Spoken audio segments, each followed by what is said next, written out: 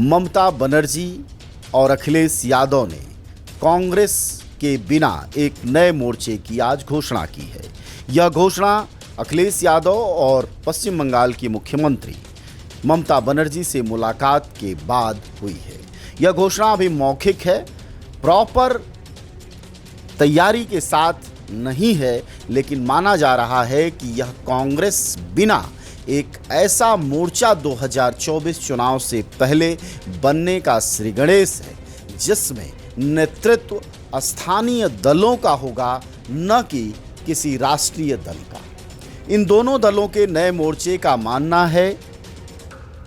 कि बीजेपी और कांग्रेस से बराबर की दूरी बनाए रखनी है और महंगाई, बेरोजगारी, गुंडागर्दी, तानाशाही, फांसीवाद के खिलाफ एक ऐसा मोर्चा बनाना है जिसमें कांग्रेस नेतृत्व न करे।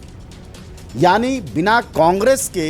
यह मोर्चा रहेगा यह जरूरी नहीं है, बल्कि यह मोर्चा इस शर्त पर बना है कि नेतृत्व कांग्रेस का नहीं होगा। इसका एक दूसरा मायने भी निकलता है, यानी जिस भी गठबंधन में कांग्रेस होगी वह चूंकि राष्ट्रीय फलक की पार्टी अपने को कहती है,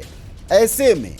वह जहां भी रहेगी उसका नेतृत्व रहेगा। ऐसे में सवाल यह उठता है कि अखिलेश यादव और ममता बनर्जी के इस नए मोर्चे से, जिसमें की उम्मीद है कि 23 मार्च की एक मुलाकात ममता बनर्जी की उड़ीसा के मुख्यमंत्री बीजू पटनायक से होने वाली है, उसके बाद शायद वह भी इस मोर्चे में शामिल हो जाएं।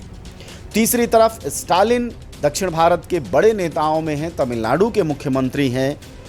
उनको भी इस नए मोर्चे में शामिल करने की कोशिश है। अब सवाल ये है कि क्या यह उस चुनौती से उबरने का तरीका है जिसमें भाजपा की रणनीति यह है कि 2024 का चुनाव मोदी बनाम राहुल गांधी कर दिया जाए, और जैसे ही चुनाव मोदी बनाम राहुल गांधी का होगा तब इसको लेकर चाहे विपक्षी दल हों या विपक्षी राजनीति के विश्लेषक हों या पत्रकार हों या रणनीतिकार हों, वह मानते हैं कि भाजपा के लिए सबसे आसान राजनीतिक पिच जो अब तक पिछले 2014 से अब तक चली आ रही है वह ये है कि हर चुनाव को भाजपा राहुल गांधी बनाम मोदी कर देती है और उसके बाद जनता कंफ्यूज होती है और मोदी को भयंकर वोट मिलते हैं। आप सब जानते हैं कि जनज्वार का खर्च आपके जनसहयोग की बदौलत चलता है। आप भी जनसहयोग में शामिल हों और आज़ाद और स्वतंत्र पत्रकारिता को बनाए रखने के हमारे इस महाअभियान में शामिल हों। हमें इंतजार रहेगा आपके सहयोग का, क्योंकि आपका सहयोग ही हमारी मजबूती का सबसे ताकतवर रास्ता है। धन्यवाद साथियों। इसी भय के कारण, इसी राजनीतिक निराशा के कारण अखिलेश यादव और ममता बनर्जी ने एक नया मोर्चा बनाया है। अब सवाल ये है कि कांग्रेस के महागठबंधन में जो शामिल दल हैं वो क्या इस नए मोर्चे में चले जाएंगे और कांग्रेस एक बार फिर से अलग थलग नजर आएगी, क्योंकि अखिलेश यादव के साथ और ममता बनर्जी के साथ आम आदमी पार्टी के मुख्यमंत्री अरविंद केजरीवाल की भी नज़दीकियां बहुत जाहिर हैं। दूसरी तरफ कई बार शिवसेना के भी नेता कांग्रेस नेतृत्व को लेकर आशंका उठा चुके हैं।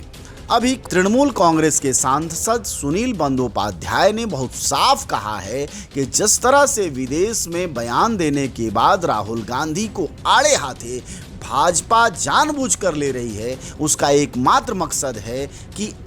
माहौल पूरे देश में इस तरह का बनाया जाए जिससे लगे कि 2024 का चुनाव राहुल गांधी बनाम मोदी है, न कि बेरोजगारी, महंगाई, अशिक्षा, तानाशाही, फांसीवाद इन चीज़ों के खिलाफ है। खैर, ये राजनीतिक प्रयास हैं जो चुनाव के पहले चलते हैं, लेकिन इस बात से भी इनकार करना आसान नहीं है कि बगैर कांग्रेस के कोई राष्ट्रीय स्तर का विकल्प विपक्ष बना पाएगा, यह एक मुश्किल स्थिति है। ऐसे में जो बार बार आशंका जाहिर होती है वो ये कि कहीं ऐसा ना हो कि इसका पूरा फायदा विपक्ष के बंटते जाने का जो अभी से लक्षण बहुत साफ दिखाई दे रहा है, उसका फिर एक बार संपूर्ण फायदा भारतीय जनता पार्टी को न मिल जाए और जनता को लगे कि मोदी के मुकाबले तो कोई विपक्ष में नेता ठहरता ही नहीं और कोई एकता जैसी चीज तो दिखाई देती नहीं।